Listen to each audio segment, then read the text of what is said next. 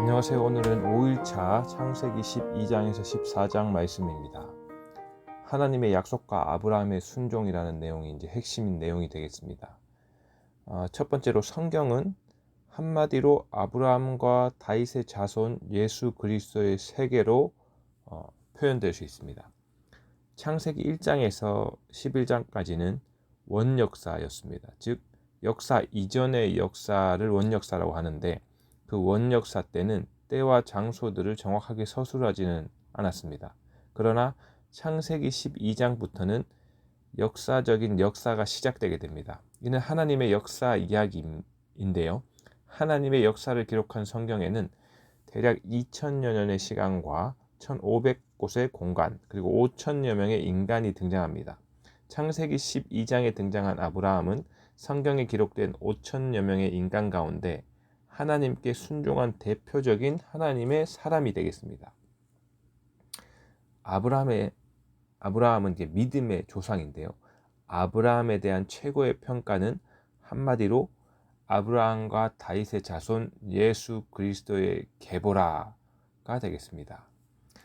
두 번째 포인트입니다. 아브라함은 하나님의 역사 속에서 순종의 아이콘이 되었습니다. 순종의 아이콘 하면 아브라함인데 세상을 이기는 놀라운 힘, 그 믿음은 바로 순종으로 표현이 됩니다. 하나님을 믿는 아브라함이 하나님의 말씀에 순종하여 자기가 살던 곳을 떠나 하나님께서 보여줄 땅으로 떠나게 됩니다.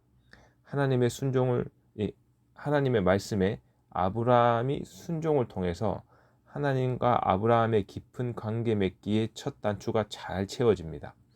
창세기 12장 4절에 아브라함이 여호와의 말씀을 따라 갔고라고 기록되는데 따라 갔고라는 그 동사 안에는 하나님의 말씀에 순종하여 짐을 꾸리고 발걸음을 옮기고 다 같이 고생해서 멀리 가는 그 아브라함의 땀이 들어 있습니다. 성경을 통독하면서 우리는 땀 흘리는 동사들을 놓치지 말아야 하는데 믿는 자의 땀 흘림 그것은 시대를 움직이는 동력이기 때문입니다. 세 번째로 세계 최초 아브라함의 야습은 이후 기드온 야습의 교본이 됩니다. 성경에는 창세기 14장부터 벌써 인간들의 전쟁사가 기록되어 나옵니다.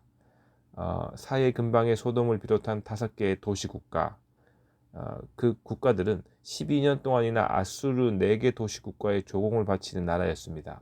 그런데 조공을 바치던 13년째 되던 해에 이들이 아수르 쪽에 바치던 조공을 중단하자 곧바로 전쟁이 발발됩니다.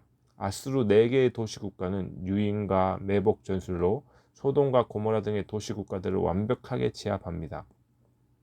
이때 아브라함이 잡혀간 노수를 구하기 위해서 평소 집에서 강하게 훈련시켰던 318명을 이끌고 전쟁에 가담하여 기습과 야습으로 전쟁의 승패를 바꾸어 놓습니다. 이후 이 전쟁은 사사시대의 기드온이 미디안과의 전쟁에서 아브라함의 야습을 따라하게 됩니다. 네 번째 포인트입니다. 아브라함이 제사장 멜기세덱의 전쟁 해석에 동의하게 됩니다. 전쟁에 승리한 아브라함은 하나님의 제사장 살레망 멜기세덱을 만나 축복을 받는데 이렇게 받습니다. 너희 대적을 내 손에 붙이신 지극히 높으신 하나님을 찬송할지로다 라고 이제 축복받은 아브라함은 전리품의 10분의 1을 제사장에게 바칩니다. 이 사건은 시편과 히브리서에 표현된 대로 멜기세덱의 서열에 따라 영원한 제사장이 되시는 예수님과 연결이 됩니다. 그리고 아브라함의 이 전쟁은 이후 다윗에게 전쟁은 여호와께 속한 것이라는 아주 중요한 가르침의 기초가 되었습니다. 마지막입니다. 아브라함은 물질 처리 방식을 3가지를 우리에게 가르쳐주고 있습니다. 첫째, 아브라함은 조카 롯과의 혈연 관계에 있어서 네가 좌하면 내가 우하고 내가 우하면 나는 좌하리라는 이렇게 양보하는 삶을 살았음을 보여줍니다. 둘째, 아브라함은 하나님과의 관계에 있어서 수고의 분복으로 하나님께 최초의 11조를 바치게 됩니다. 11조는 하나님께 감사를 표한 것이고 멜기세덱의 그 높은 제사장의 직분을 인정한 것입니다. 셋째, 아브라함은 이웃과의 관계에 있어서 소돔 왕에게 내게 속한 것을 실 한 오락이나 들매끈 한 가닥도 내가 가지지 아니하리라 라고 말하면서 자기가 수고한 것이 아닌 남의 것은 취하지 않게 됩니다. 이는 아브라함이 이웃과의 관계에서 얼마나 청렴했는지를 보여주는 대목이 되겠습니다. 내일은 창세기 15장에서 17장까지 내용을 가지고 또 여러분을 만나겠습니다. 감사합니다.